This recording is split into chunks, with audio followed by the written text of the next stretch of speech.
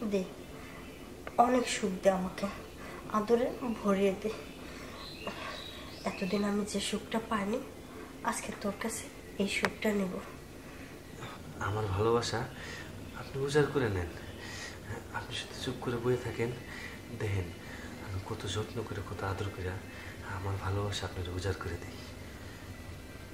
জামাইটা 2টা দিন ধরে ফোন দেয় না, কি যে এত ব্যস্ত থাকে, আমার খবর নেওয়ার তার সময় নেই। একটা ফোন দিয়ে দেখি তো কি করে। হ্যালো। হ্যালো। হ্যাঁ বলো। কি ব্যাপার, 2টা দিন ধরে কোনো খোঁজ খবর নাই তোমার? আর একটু কাজে চাপে আছি। কাজ আর কাজ, এত কাজ করে কি হবে? হ্যাঁ, আমাকে তুমি সময় দিতে পারছো না ঠিক মতো। আর আমি প্রবাসে থাকি কিসের জন্য? আমি তো তোমার জন্যই থাকি। তোমার হাত খরচ, তোমার টাকা পয়সা, তোমার অন্যান্য যা কিছু লাগে সবকিছু তো আমি পাঠাই। দেখো, আমার এত টাকা পয়সা লাগবে না, আমি শুধু তোমাকে চাই, তুমি চলে আসো। আরে শোনা, আর একটু ধৈর্য ধরো, আর 2টা বছর ওয়েট করো, আমি ঠিকই বিদেশ থেকে দেশে চলে আসবো। আর 2টা বছর কেন, আমি আর 2টা দিন ধৈর্য ধরতে পারবো না, কারণ আমি না জানো একা একা রাতে ঘুমাইতে পারি না, শুধু চটপট করে। শোনো, এতদিন যখন ধৈর্য ধরেছো, আর কয়েকটা দিন মাত্র, না, আমি পারবো না এত ধৈর্য ধরতে, তুমি চলে আসো। আমাকে কেন বুঝতে পারতেছো না? সেই যে বিয়ে করে রেখে চলে গেলে আমার কি স্বামীর আদর পেতে ইচ্ছে করে না? আচ্ছা এসব কথা বাদ দাও, আমি অনেক কাজে চাপে আছি, আমাকে ফোন টোন দিয়ে ডিস্টার্ব করবে। আরে শোনো না আমার কথা, শোনো। ফোনটা কেটে দিল। আমার কোনো মূল্যই নেই ওর কাছে, আমাকে কোনো দামই দেয় না, আমি যে কি চাচ্ছি এটা বুঝেই না। এভাবে হবে না, শুধু সারাক্ষণ টাকা টাকা টাকা টাকা ছাড়া কিছু বুঝে না। আমার মন কি জিনিস কি চাচ্ছে এটাই বুঝতেছে না। ব্যবস্থা অন্যটা করতে হবে আমাকে। ম্যাডাম যে কি করে না, এই জায়গার জিনিস এই জায়গায় রাখে, ওই জায়গায় এই জায়গায় রাখে, এই যে সবাই মাথা কোথায় গেছি একটু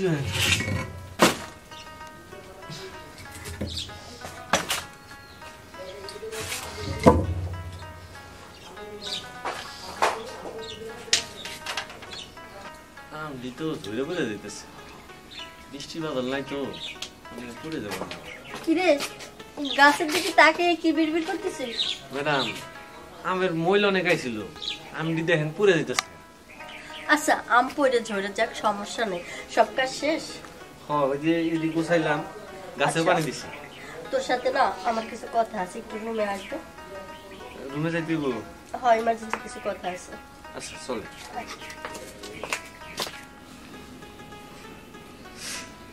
বস, তোর সাথে আমার কথা আছে। জি ম্যাডাম, কোন? আচ্ছা, সারাদিন তো সব কাজ করিস, আমার দিকে একটু নজর রাখিস? হ, এই যে আপনার রান্না বান্না তো সবকিছু আমি কমপ্লিট করে রাখছি, যখন যা লাগে আমি তো সবই দিই। আচ্ছা, যখন যা লাগে সব দিস, তারপরও তো একটা জিনিসের অভাব আছে আমার, সে কাজটা তো করে দিলি না। কিসের অভাব ম্যাডাম? কাজটা শোন না, তোর সামনের মাসে বেতন 500 টাকা বেশি দিচ্ছি না? হ্যাঁ, তা তো দিছেনি। এই মাসে না আরো 1000 টাকা তোরে বেশি দেব। সত্যি কইতেছেন তো ম্যাডাম? হ্যাঁ, তবে শর্ত আছে। শর্ত?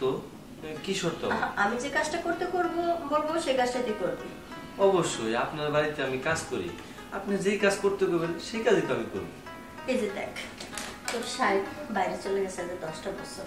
হ্যাঁ, সাহেব তো 10 বছর ধরে বাইরে। তোর হাতে আমাকে উঠিয়ে দিয়ে গেছে না, কোন দায়িত্বটা তুই পালন করলি?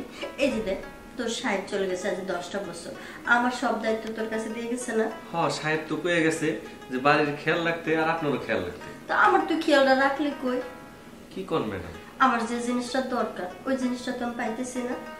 আপনি আমারে কইবেন, আপনি যখন যে জিনিস দরকার লাগে আমি সঙ্গে সঙ্গে দিব। তুই দিবি তো আমার? হ্যাঁ ম্যাডাম। সত্যি দিবি? হ্যাঁ। তাহলে দেখ, তোর সাহেবের সাথে আমি যেটা করতাম তুই এখন আমার সাথে সেটা করবি। কি কোন ম্যাডাম? এই কাজ আমি কিভাবে করব?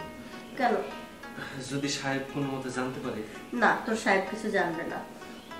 না ম্যাডাম, আপনি হলেন বড় লোক মানুষের বউ, আমি হলাম গরিব মানুষ, আমার সাথে কি এসব যায়? তার মানে তুই এটা করতে পারবি না?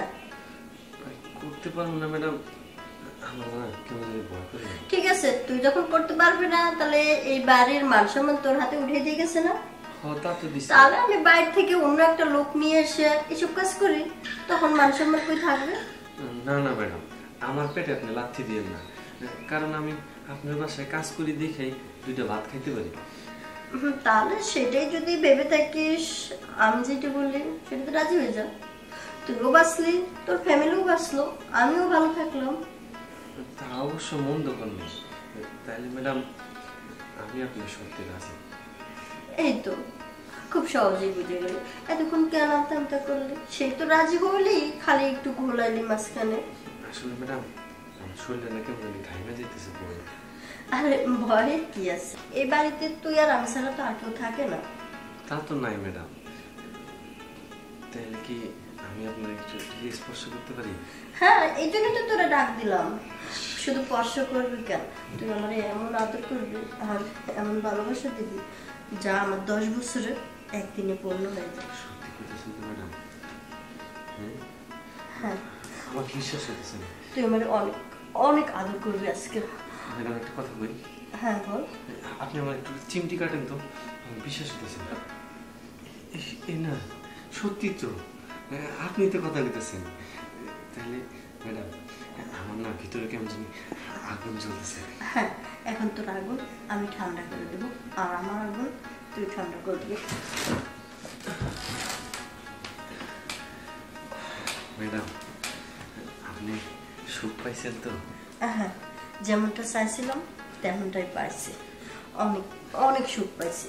আর হ্যাঁ শোন, যা বাকি যে কাজগুলো আছে ওগুলো করে ফেল, আর যখনই ডাকবো তখনই রুমে চলে আসবে। আচ্ছা ঠিক আছে ম্যাডাম। আর তোর সাহেব যেন কিছুতে এটা না জানে। না, সাহেবের কাছে আমি তো বলবো না। আর আপনি যে কইছেন না প্রতি মাসে এখন থেকে 1000 টাকা করে বাড়াই দিবেন, ওইটা কিন্তু দিয়ে ম্যাডাম। আচ্ছা ঠিক আছে, এই নিয়ে টেনশন করতে হবে না, তোর যখন যেটা লাগবে আমি দিয়ে দেবো। তার বিনিময়ে তুই শুধু আমাকে একটু সুখ দিবি। ঠিক আছে ম্যাডাম। ঠিক আছে, যা এখন। আসি ম্যাডাম। যাক, ভালোই হলো, বাইরে আর যাওয়া লাগলো না।